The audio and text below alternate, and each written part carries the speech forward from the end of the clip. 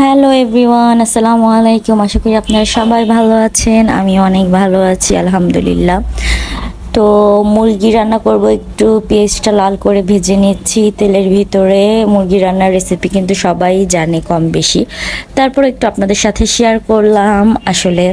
তো সাইডে আমি গরম মশলাগুলো আলাদা করে রেখেছি, আর হচ্ছে আদা রসুনটা ফ্রিজে ছিল, বের করে রেখেছি।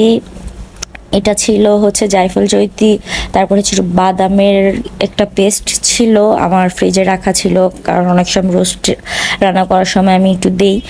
তো পেঁয়াজটা যখন লাল হলো, আদা রসুন জায়ফলের যদি এসবের গুঁড়াগুলো আগে দিয়েছি, তারপর তেলে একটু ভেজে নিচ্ছি। তো দেন হচ্ছে আমি একটু মরিচের গুঁড়া দিলাম, মরিচের গুঁড়াটা দেওয়ার পর একটু ভিডিও করছি ভালো মতো। তারপর একটু হলুদ মরিচ আর হচ্ছে ধনিয়াটা বের করলাম, 1 চামচ করে সব কিছুই দিব, কারণ আমার হচ্ছে মুরগির পরিমাণটা একটু কম, দেখা যায় 3 ভাগের 1 ভাগ রান্না করছি। আর হচ্ছে আমি তো তেমন একটা মুরগি খেতে পারি না এখন। রান্না যখন করি তখন তো খেতে ইচ্ছা করে, কিন্তু খেতে পারি না। যাই হোক গাইস, 1 চামচ করে হলুদ, 1 চামচ হলুদের গুঁড়ো, 1 চামচ মরিচের গুঁড়ো, 1 চামচ ধনিয়ার গুঁড়ো দিলাম। দেওয়ার পর আমি অনেকক্ষণ নাড়াচাড়া করলাম।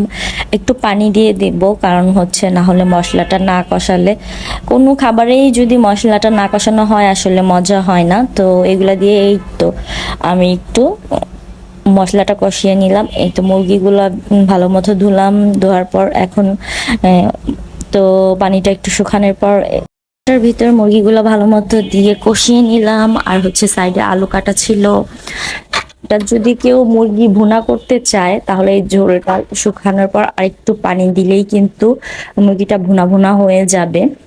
তো মনে হচ্ছে যে মশলাটা কম হয়েছে, না কিন্তু ঠিক আছে, আমার এতটুকু মুরগির জন্য এই মশলাটাই পারফেক্ট।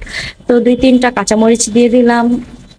দেওয়ার পর হচ্ছে আমি পানিটা শুকাচ্ছি, তারপরে হচ্ছে আলুটা দিলাম। তো আলুটা দেওয়ার পর হচ্ছে ভালো মতো কষালাম, কষানোর পর হচ্ছে হালকা একটু জিরার গুঁড়ো দিয়ে দিয়েছি। জিরার গুঁড়োটা দেওয়ার পর এই তো আমার রান্নাটা কমপ্লিট হয়ে গিয়েছে। সবার কাছে ভালো লাগলে অবশ্যই একটি লাইক কমেন্ট শেয়ার দিয়ে পাশে থাকবেন। আল্লাহ হাফেজ।